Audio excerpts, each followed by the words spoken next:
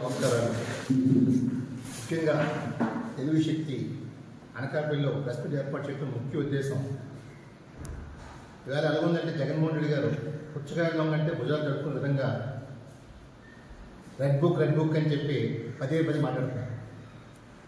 ఇవాళ red book అనేది ఎవరైతే తప్పులు చేశారో, ఎవరైతే ప్రజల హక్కులు కాలు రాశారో అలాంటి వాళ్ళ పేరు రెడ్ బుక్లో ఎక్కించారు. నాడు చెప్పారు, నేడు లోకేష్ గారు అంటారు తప్ప అలాంటి వాళ్ళు శిక్షిస్తా అని చెప్పి అంటున్నారు తప్ప ఇదేమీ రాజారెడ్డి రాజ్యాంగంగా మనం చేస్తున్నారు.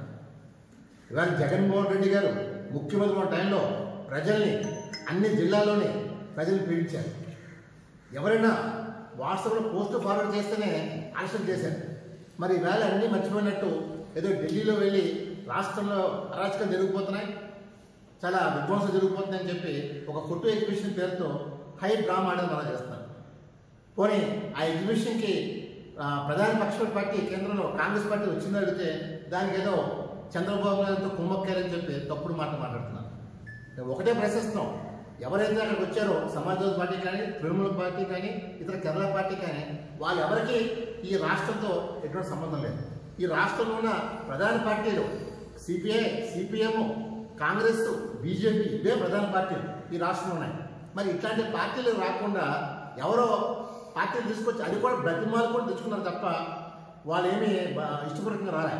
ఏదో పార్లమెంట్లో జరుగుతున్నాయి కదా, మన ఎంపీలు తీసుకొచ్చేస్తారు అని ఒక భ్రమతో కలకని వెళ్ళారు. కానీ అక్కడ ఫ్లాప్ అయ్యారు. తర్వాత ఏమన్నారు, రాష్ట్రపతి, ప్రధానమంత్రి గారు, హోంమంత్రితో అపాయింట్మెంట్ తీసుకుంటారు. మరి ఎందుకు తీసుకోలేదు, ఎందుకు కలగకపోయినా అడుగుతున్నారు. అంటే కేవలం అసెంబ్లీ సమావేశాలు మానేయాలి, వెళ్ళకూడదు అనే ఒక సంకల్పంతో ఈ డ్రామా ఆడేటప్పుడు కూడా కాదు. మరి ఈవేళ చంద్రబాబు నాయుడు పత్రాలు విడుదల చేశారు. దానిపైన సమాధానం చెప్పండి. ఎక్కడో ప్రెస్ మీట్ పెట్టి సమాధానం చెప్పడం ఏంటి? నేను ప్రజలు వెనుక్కొని అసెంబ్లీకి పంపించాను.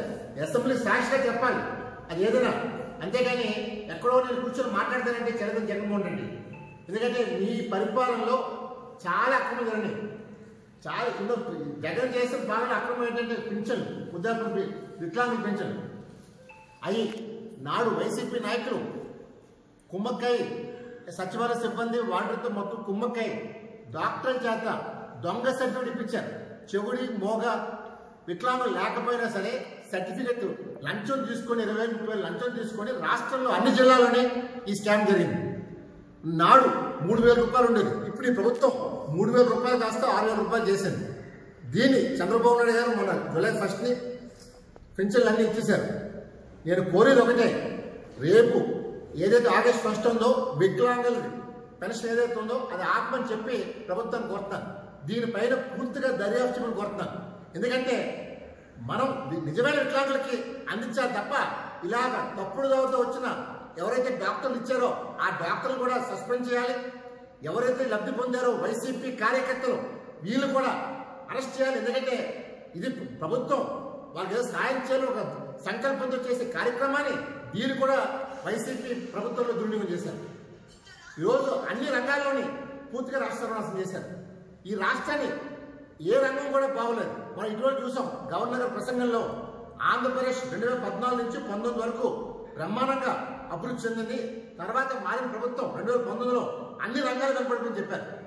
ఇటీవల మన కేంద్ర బడ్జెట్లో సీతారాం గారు, ఫైనాన్స్ మినిస్టర్ గారు బ్రహ్మాండంగా ప్రకటించారు. దీన్ని కూడా ఈ వైసీపీ నాయకులు జీవించుకోలేకపోతున్నారు. ఇవాళ మేము కోరేది ఒకటే, ఆంధ్రప్రదేశ్ని రాష్ట్రాన్ని ముందడుగు తీసుకెళ్లాలని చెప్పి సంకల్పంతో చంద్రబాబు గారు పాటుపడుతున్నారు.